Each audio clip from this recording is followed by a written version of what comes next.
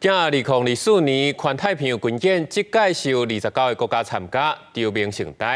不过台湾今年也是无收到邀请，因为即届军演的最高调是要甲一只4000吨级的岛台航艦当作目标，甲拍地面。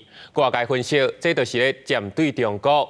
美军第3舰队司令是回应讲，这是咧互明救机会，试用各种的武器的攻击效果。Hello and aloha.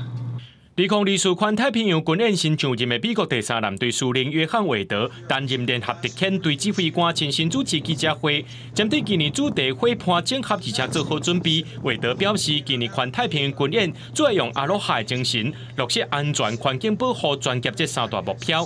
军演区分做港口综合整合阶段，一届有29个国家联合演训能力，目的就是为着印太地区的和平稳定做出贡献。 And I am honored to be back here in Hawaii and to lead this exercise, which is important for all of us to work together and protect our shared interests in the Indo-Pacific region.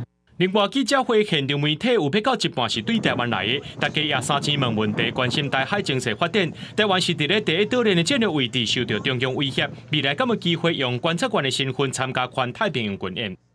China was not invited this year just because of the reluctance to adhere to international rules, norms, and standards. 针对海巡新特艦进前出现伫夏威夷，代表双方敢会伫咧海面无一中断着。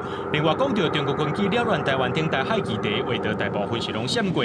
不过，今年军演的重点是甲类航艦塔拉瓦号结合阵地，外界解读是咧武器攻击中共两栖攻击舰航艦。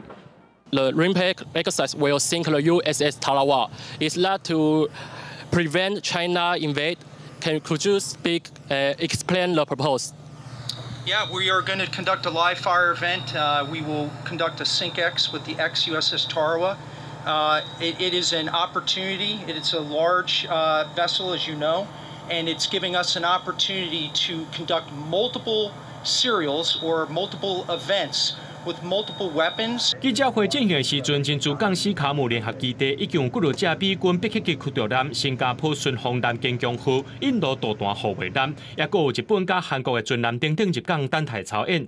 针对军演要安怎加强，包括台海在内区域安全，为着强调环太平洋军演无针对特定国家，军演是为着共同利益，先做好一切准备，来应对可能会发生的天然灾害，防止侵略行为发生。记者综合报道。